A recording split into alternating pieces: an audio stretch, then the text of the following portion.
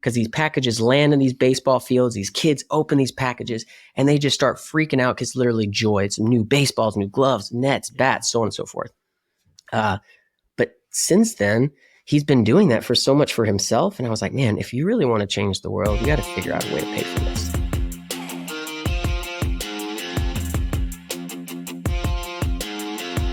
Welcome to the How Leaders Think podcast, a show that transforms your mind by giving you new ways to think. I am your host, Kenny Lange, and with me today is the Sammy Torres Jr. He is the co-founder of Baseball Face Cares, which I'm sure we'll end up talking about. But he is also a former United States Coast Guard rescue helicopter hoist operator. That is as important as it sounds. And he is a visionary entrepreneur, and he's known for founding the Guardian Land Group alongside Baseball Face Cares.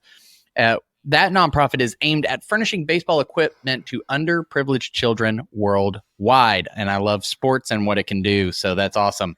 Raised in Texas, amen. With a passion for baseball and a dedication to service, he transitioned from a 13-year military career, thank you, sir, and into full-time entrepreneurship. It's what is that? Out of the frying pan into the fire. Balancing a professional life with a deep commitment to his family and his community. Sammy enjoys triathlons, family time, and making a positive impact in both business and humanitarian efforts. Welcome to the show, Sammy. Woo, woo, woo. Man, thank you so much. Super fired up to be here. Anytime I get an invitation for something like this, I get giddy. I get the little giddy bump. So here I am. Let's roll. Getting the giddy bumps. I think during your bio, like the caffeine just hit all the neurons in my brain. So that was perfect timing. Well, Sammy, I'm excited to have you here and talk with you, and love the work that you're doing, that you have done for our country, but love the work that you're doing with kids. It's obviously a big purpose and part of my mission with my practice. So I love what you're doing there with your dad. But tell me, what today is on your mind? Today is the day. You know, I think that probably for the past week, what's been on my mind is how I have been defining what is successful. You know, like you said, jumping out of the frying pan, coming out of something very structured, something that I was very passionate about, didn't take a whole lot of thought, lots of camaraderie, to going into the full entrepreneurial world and spirit. The past 2 years have been very revealing as to what I had in mind and my expectation for what success was to where we are today in that definition of that. So that is what's on my mind. There's a lot to unpack there, my friend. So talk to me a little bit about what, because you're talking about the 2 years, like just moving from that military service space, like tons of structure. And you hear that from, servicemen and women, that they come out of the structure, and then obviously sometimes the workforce is not as put together and clear and orderly as they were accustomed to. But you sort of jumped into the other ditch of becoming an entrepreneur, which is a bit like Outback Steakhouse, no rules, just right. So what? Perfect analogy. That nobody's going to remember anything else that I've ever said. And they're going to be like, he said entrepreneurship's like Outback Steakhouse. Hey, yeah, that's exactly. We'll have a coffee cup and a t-shirt and a merch store for that. But what's been the most shocking in terms of how you were defining success initially? And then what are some of the confrontations to those ideals over the last couple of years? Sure.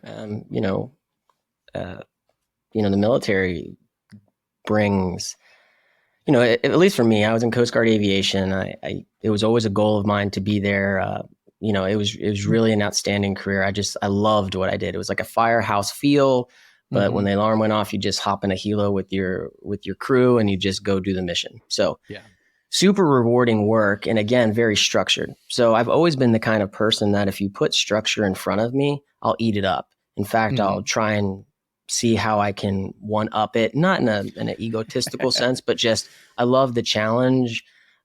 And my drive and my energy is something that fuels me and a big part of me. So kind of like you said, a lot of people, when they separate from the military, are faced with, a different system. if you will. Yeah. And we're programmed in a way to follow direction and follow structure and worry about what happens when you don't follow those things or you don't have structure. Right. And I got out of the military in 2021, but in 2018, with my wife and I, we started really going into real estate and entrepreneurship, land investing and land acquisition and so on and so forth. And we had some wins in that department. Quite frankly, we were tired of being broke, right? Single military income, tired of being broke. Let's test the waters. Let's do it. And it worked. And we had some processes there, but everything was a side gig, at least for myself, right? Yeah. So when 2021 came around, I had the opportunity to, the cool part of this whole story of my career is that I recruited out of Dallas, Texas, and my last duty station, I was actually able to be a recruiter in Dallas. So full circle in my career. Yeah. And then there was just the big highway that said, and there was the exit coming up that said opportunity. I knew what I wanted for myself. I knew what I wanted for my family.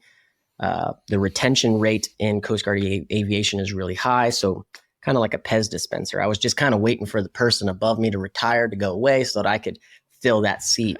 And what I realized that maybe my drive wasn't as patient enough to wait for that because there was a lot of opportunity. So I said to myself, well, this is mainly a family decision, but we said to ourselves in a way, it's like, do we really want to wait 6 or 7 more years before we can start taking action that we want to take now? Yeah. So we made that decision to get out.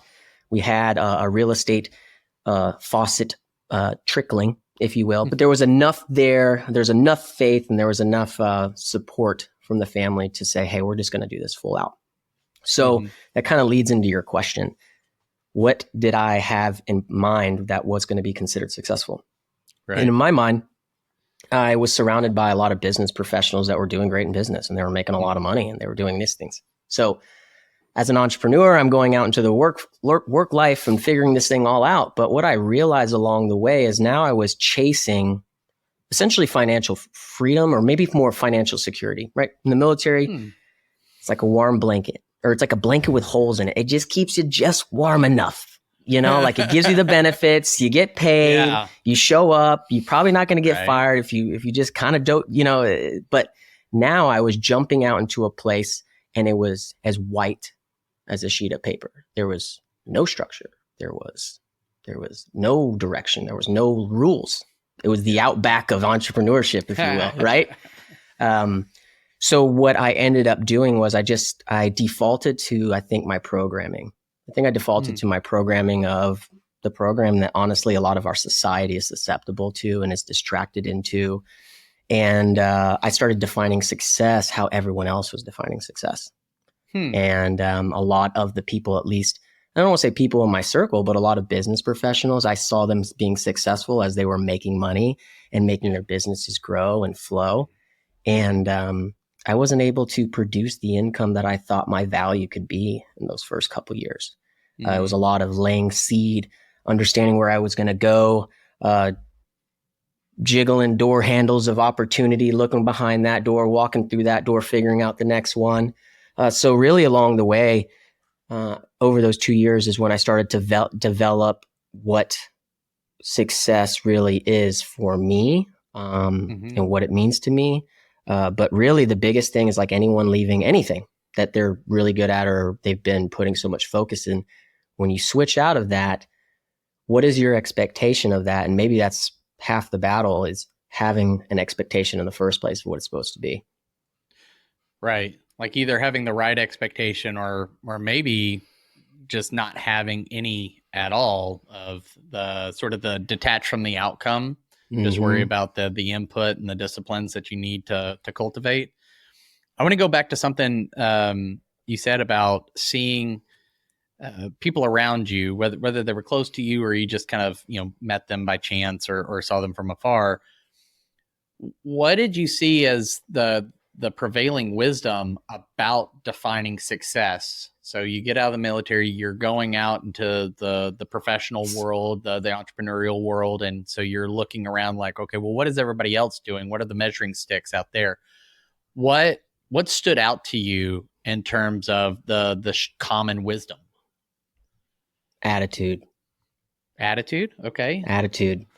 I think attitude, and that could be a pro and a con, right? It just kind of depends on where your attitude lies. And when I kind of got out into, I'm a land investor, and we acquire land and we sell land. And when I got into that space, I saw a lot of people that had spent a lot of effort in building their businesses and creating, cash flow, just creating a sustainable business.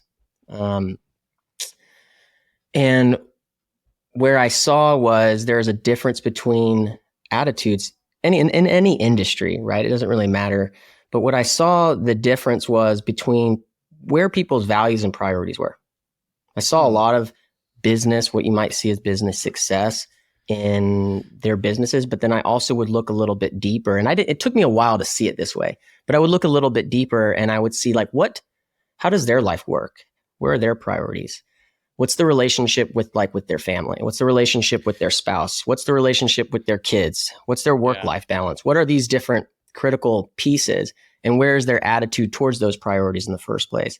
Is it business mindset, grind, get it done so that they can provide for their family? Or are they finding ways to balance that, right? I had just left a career where I spent a lot of time away from my family. So gaining that time back was extremely important to me. And then the more I started hanging out with people, I was able to just kind of sit back and observe. Now, it took me a while to have that mentality, right? At first, I was just put me in, coach, dressing the part, faking it till you make it with the right intentions. But I just, I was really trying to get into that space, speak the like language. I wanted to be likable. I wanted people to see me as, oh yeah, this guy definitely is in the land space. He looks like it. He's got boots on. He speaks like it. He says all the language, but really deep down inside, I was hiding from what I didn't know was, going to be my real pursuit. And along the way, attitude and others showed me, how to even prioritize the things in my life, if you will. How prevalent do you think that is? Because I can't imagine you're the only person who's stepped out into a new arena, whether it was going from, like a military, like highly structured to highly unstructured. It could even just be jumping industries or something like that. How common do you believe it is, or have you observed it is, for people to look around and think, oh, I've got to be this kind of person to make it here? Sort of the same thing you went through. Yeah, I mean, it's a good question. I think so many of us can get caught in comparison. I think for me, comparison, I've heard it before, this is not me, but comparison truly is a thief of joy. Yeah. It takes away what you have, and you're putting yourself into a superficial, preconceived perspective that you have of your own, with really no tangible evidence to exactly what they're going through or how their life actually looks behind the scenes. So you have to be very careful. And I think for me, leadership really isn't complex, but it does require an understanding of yourself, right? You gotta have understanding of oneself so that you can be driven by the passion that's going to fuel you in that sense. So I mean, that's the biggest thing I would say in that department, essentially. That's really good. And I think everybody, you hit that 30-second rewind on the episode right there, and let that replay, because really understanding yourself, like you said, is so critical. It's funny, the timing of us recording this, in about 3 weeks, I'm going to be going through an accreditation course to bring the Enneagram to my clients, which is awesome. highly focused on self-awareness. That's great. And within that, there's a Cornell University study on a survey or research project that they did about what's the greatest predictor of individual leadership success. Self-awareness came out on top. You can be, obviously you need to be competent. You need to have morals. You need to operate ethically. There's all these good things. It doesn't mean that all those other things are bad, but the greatest predictor of success was that self-awareness that you're talking about. And it sounds like that's part of the journey you've had over the last couple of years of seeing what everybody else was doing, but then trying to pay attention to the signal of your soul amongst the noise of everyone else around you. Is that an accurate representation? Yeah, I would definitely say so. I mean, I think that we underestimate the power that we all have, right? We truly underestimate the power that we have to initiate change. We underestimate the power for us to question, to speak up. I mean, there's plenty of situations that we probably find ourselves in that we wish that we had maybe said something or we'd spoken up. And so much of that is, at least for me, what I found is that so much of that came from maybe the misguided self-awareness that I had of myself at the time. But essentially, yeah. I think that's really interesting is we underestimate the power that we have to question in particular. And I say this as somebody that, we were joking before we turned on the mics and everything I feel like I get paid to do what got me in trouble in school, which was question and argue with everything. Oh my gosh, that's hilarious.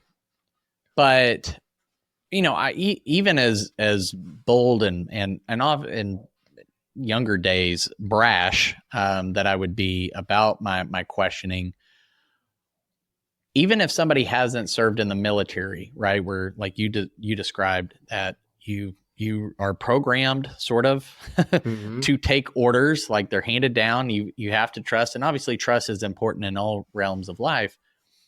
But for maybe those people who haven't served in a structure like that, what's keeping people from embracing the power, the agency they have to question the way things are, and or maybe even question whether the way things are right for them or their approach to it? What are your thoughts on that? Yeah, I had written something down earlier, and it was along the lines that, like, a leader removes ego to see the bigger picture.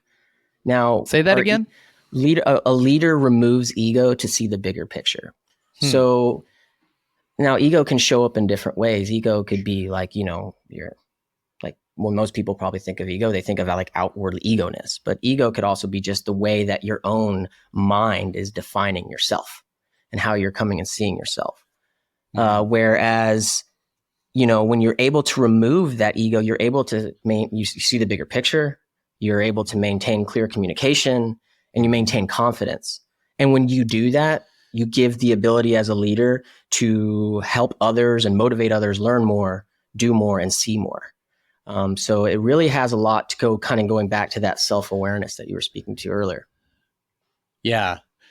Given what you just shared, which I can't imagine a leader alive or I say or listening, like there's dead leaders listening to this podcast.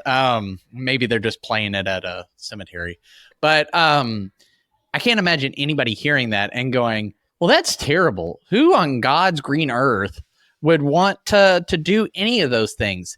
Yet that's the exception and not the rule, which I think again goes back to your statement about which I really love is leadership is not complex, right? But it's not easy.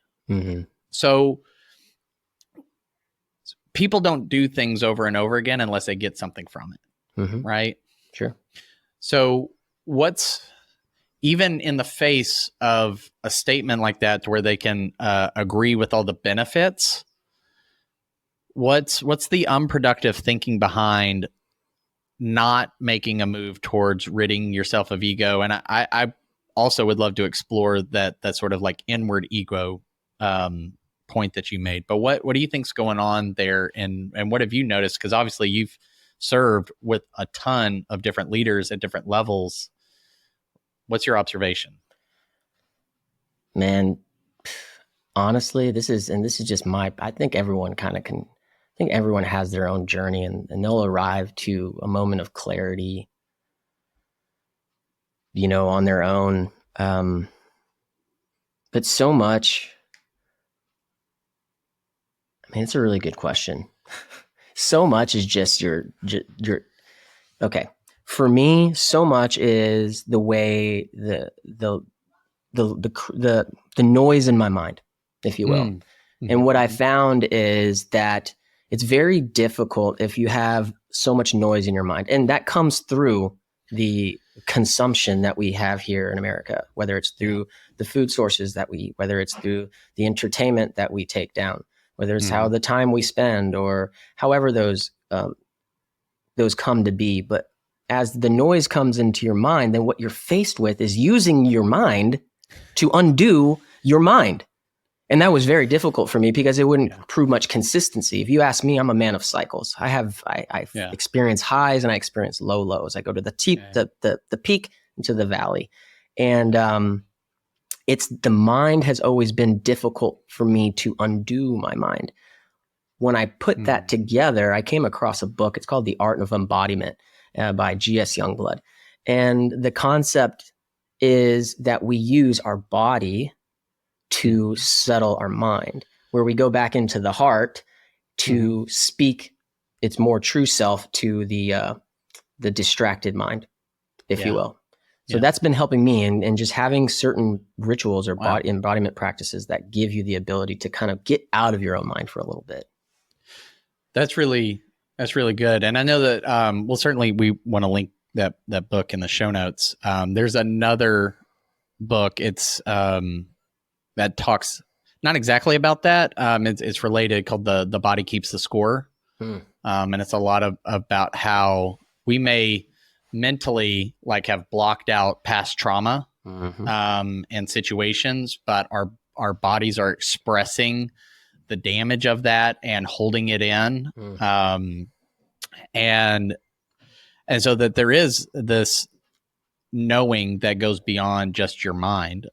You can get into, again, going back to because I have all my books for the Enneagram preparation stuff. So it's just top of mind, but it makes me think of the 3 centers of intelligence. You do have your mind, and you have your heart, your emotions, right? And then you have your body, right? They can all 3. And there's even, I think, some science now that's starting to show neurological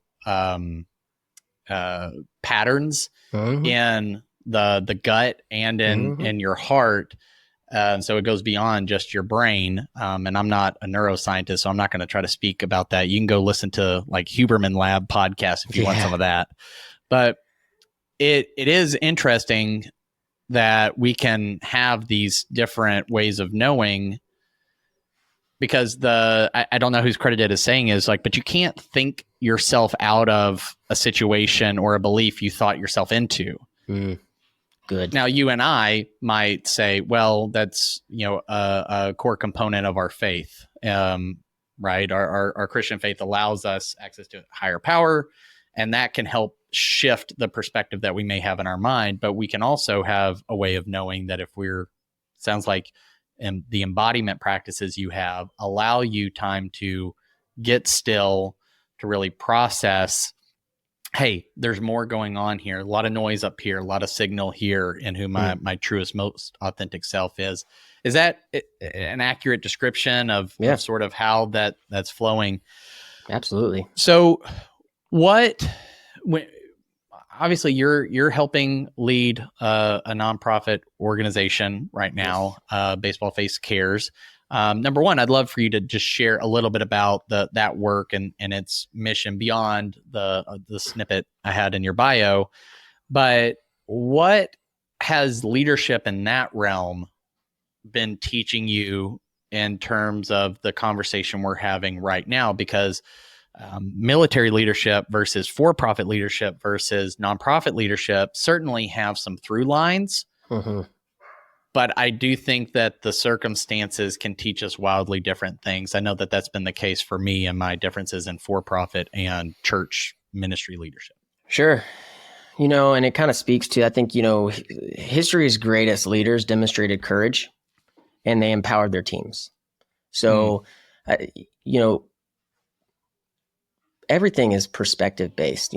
Leadership is going to speak differently to others, and leaving the military and being under, and the cool thing about the military is you have your authority above you, and then you have your subordinates below you. And there's never really a time and especially in the aviation community where safety is so much a part of it, where, the culture has evolved through time to speak up, right? Yeah. There's been a lot of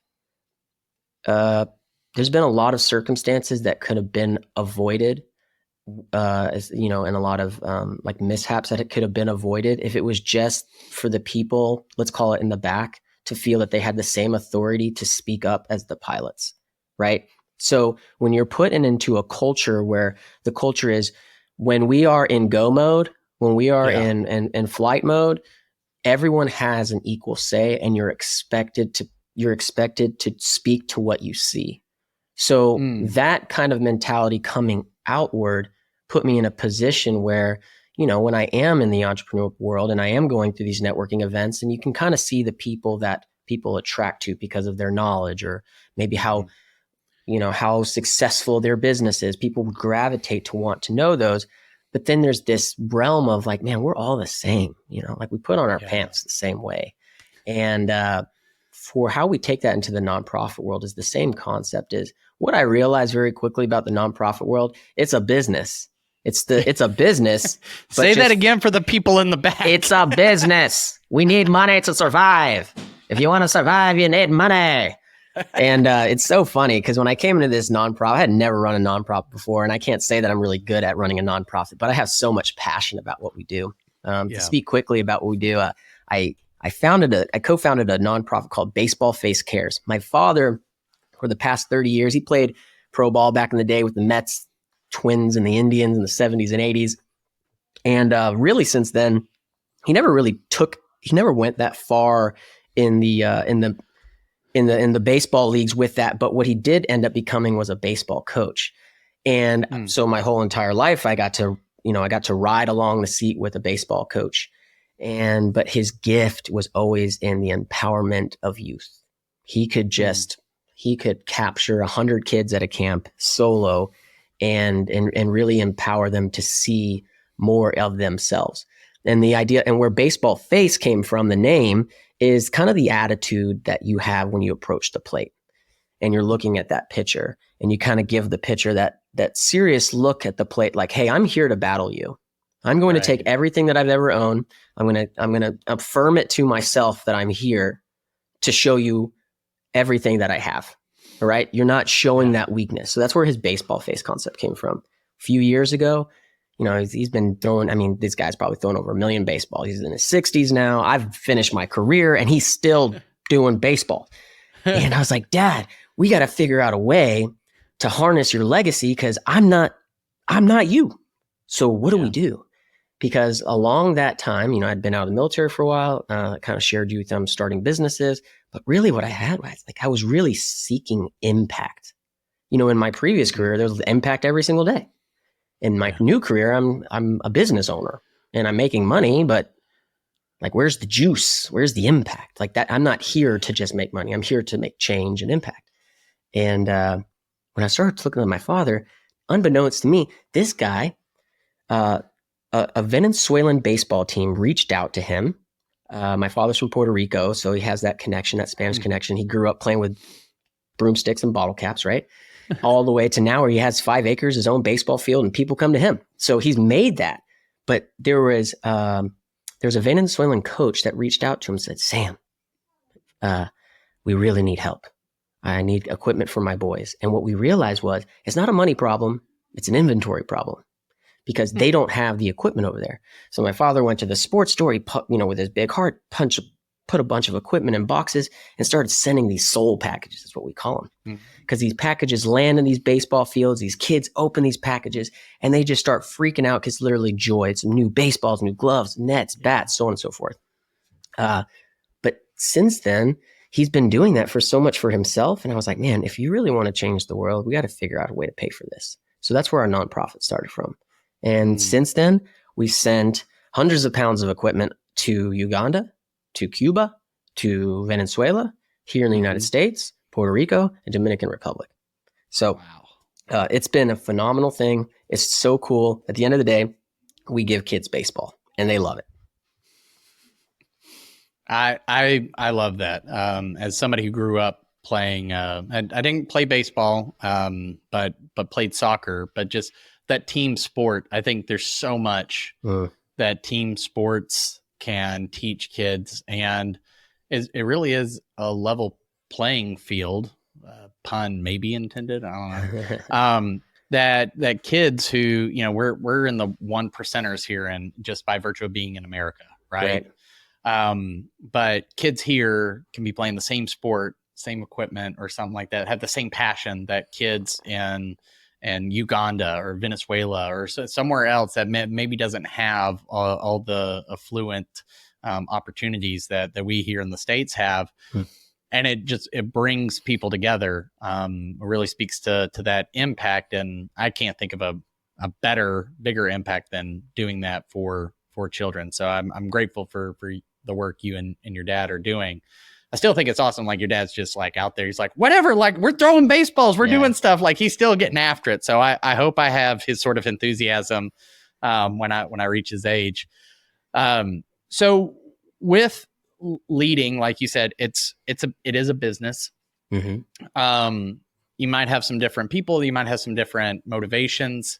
As you've been on sort of this journey of developing your own expectations, like you said, your expectations were one thing when you got out, which is, what are these other people that I perceive outwardly seem successful, but maybe if you took a larger view of their life, it probably wouldn't mean success for you or something that's appealing to you. Now that you're a few years in, what has helped you? Maybe it's the embodiment practices or other things to get more clarity on what success means for Sammy Torres Jr. Very good question. I would have to attribute it to proximity. And what I mean by that is, I truly believe proximity is power. And that means who you are close with is extremely powerful. We've heard it in different ways where, you know, the circle of your friends are ultimately going to influence where your life goes. And right. I think it was, first of all, getting into rooms that I'm not the smartest person in the room, getting into rooms that I just don't know what I'm doing, but I'm open enough to learning. Right now, that takes a little bit of having the personality to be outward. Introverted personality, it might not be the same because it might be kind of daunting, but sure. I anchored myself to people that were making impact in my own life, and then I could see in their own lives. But I will say that it's very difficult to go and just seek that. There's a big piece and there's a big element to all this, to leadership, to business success, to life. Yeah. The life secret is that we have to have an ability to trust the process, to just like one more good play, trust the process. Because there have been so many times where I've literally turned around, I've been digging a hole, looking for gold, and I turn around and I just get out of the hole because I'm like, you know what? Not going to work. And little did I know, I was literally inches away from just crushing the gold. Then I got to a point where it's like, I'm going to do a little bit of everything, and I started digging a lot of shallow holes, but then I didn't have the focus or the bandwidth to dig them deep enough to really do anything with them. Yeah. So being guided having trust, and then really leaning into who I was spending my time with, and then letting that work itself out, if you will. I love that. Yeah, the you are the sum of the 5 people you spend the most time with. You see true. Different versions of that. Like if you hang out with 5 fit people, you're going to be the 6th. If you hang out with 5 wealthy people, you'll be the 6th. But it goes the other direction as well, right? Yeah. And I love the part you said about not being the smartest person in the room and taking that a step further, because a lot of people will say that, and I want to believe that most people believe that they that they believe their own words when they say, yeah, I'm just trying to not be the smartest person in the room. It's like, well, your actions would indicate otherwise. But taking it to the place to where it's like, I don't even I know it's a room I want to be in, but I have no clue what's going on in here.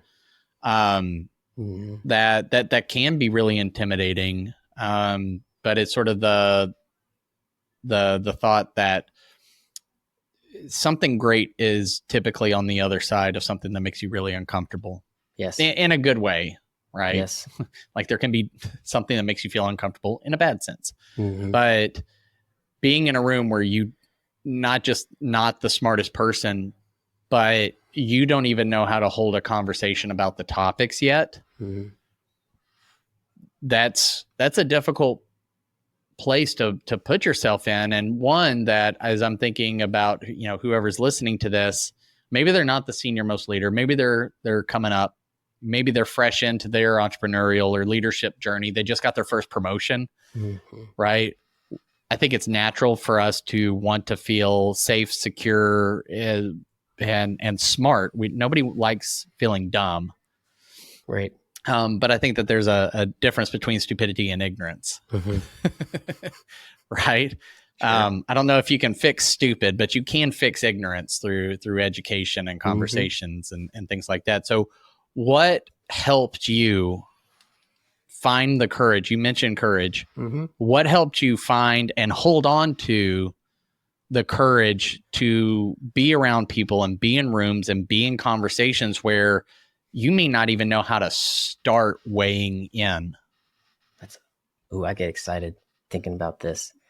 I might have to stand up. I got a standing desk. I'll hit this button over here. Prepare for this answer.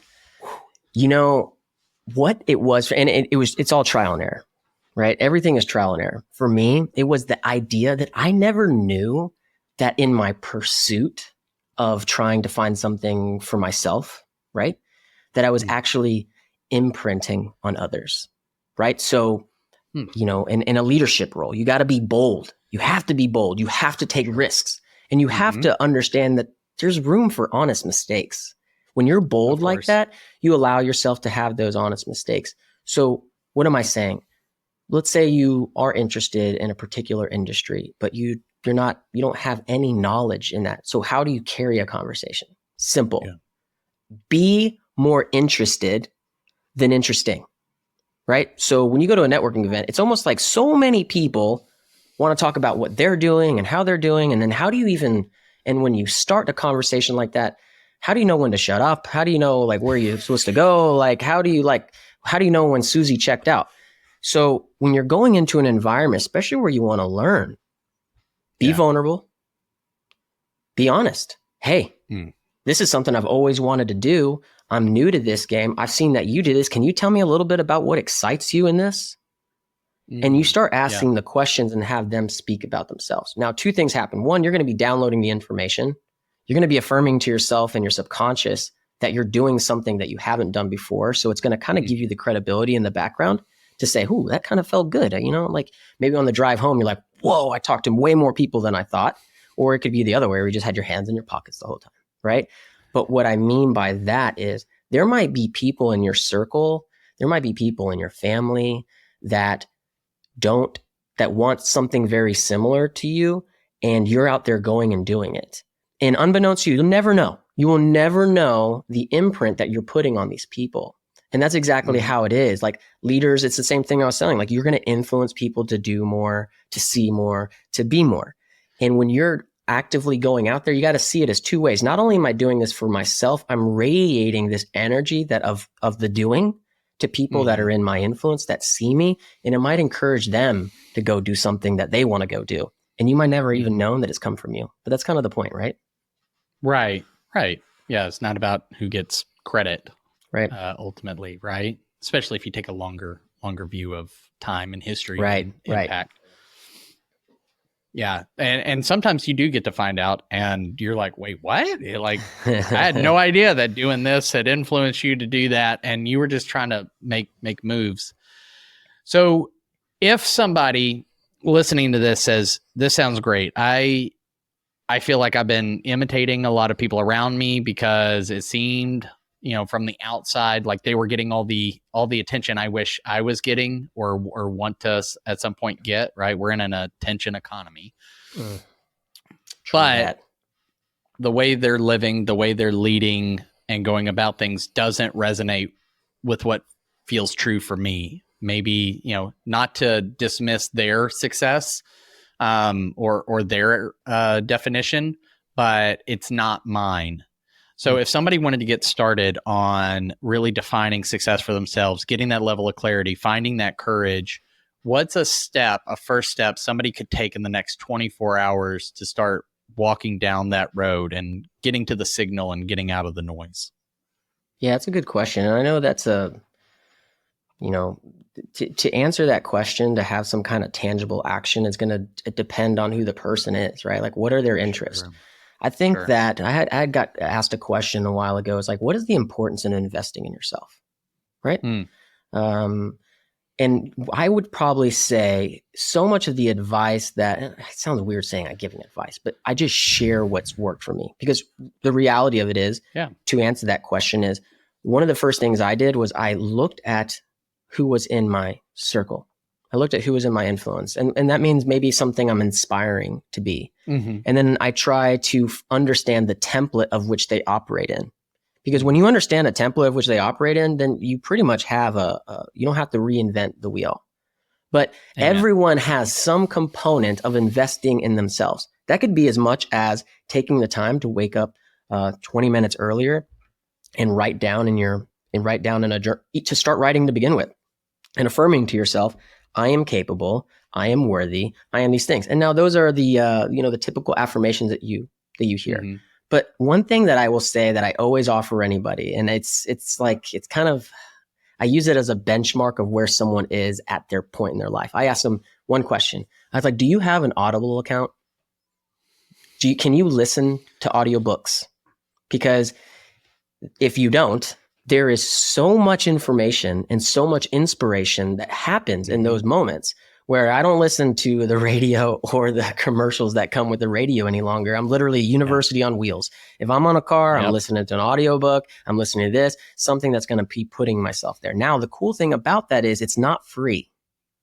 The Audible subscription is not free. I think it's $15 a month, and it comes with the credit for a book each month, but you have to commit to it. Yeah. And you're kind of like, well, I don't necessarily know, but there's just something about taking an action into something that you want to do. And it doesn't really necessarily mean that the action that you're going to take is going to be what unlocks it. It's just the act of doing. So if it's something that you want to do, any kind of piece that you can do towards that will open. It's kind of like the jiggling the door handles opens the door, and then there's 5 more behind it. Yeah. Sometimes taking that first step or action unlocks and makes available the opportunity that would never have presented itself prior to you taking that action. So it's almost like a step of blind faith. You just got to take the next step and the next step.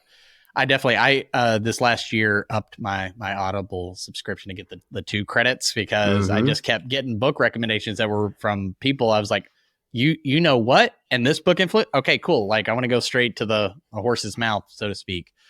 So so go out, we'll link up Audible. It's fantastic. And like you said, it's like 10 to 15 or $20 a month, depending on the type of subscription that you want to have. But you have most of the world's recorded knowledge right there at your fingertips, that you can listen to in the car. You can start getting fun with it. I listened to a book called The Ruthless Elimination of Hurry, but I listened to it at 1.7 speed. Yeah. And I was reading it with a group of other business owners, and I said, hey, asking for a friend, is this contradictory to listen to this book this fast? So this was a phenomenal conversation. I hope it's not going to be our last. I'd love to have you back, but this was super, super helpful. We're definitely going to link up some of the books that you mentioned, and Baseball Face Cares. But if somebody wanted to know more about you and your work, or get in touch with you to ask you some follow-up questions, where would you send them? Yeah, you can, everyone has Instagram. I'm at Instagram at Sammy Torres, SammyTorres. I'm also on LinkedIn, Sammy Torres Jr. You can find us at baseballfacecares.org. It's literally baseballfacecares.org all together. That kind of shows a little bit about what we're doing on the baseball side. And And that's how you get in touch with me. I'm always available. I just, one last kind of thought I was thinking when you were asking that last question was, I think the most important thing is recognizing our ability. And once you recognize your ability, then you're on fire. So, but that's the hardest part. The hardest part is recognizing your ability, because there's so much self-doubt that creeps in. There's so much imposter syndrome, analysis, all these big keywords, right? But I would just say that everyone somewhere, if you're deep enough and intentional enough, someone recognizes your full ability. So that is where I would start. I would lean into someone that sees you for who you are, so that you can get out of your own head. Ooh, all right. Mike, I would drop the mic, but they're expensive.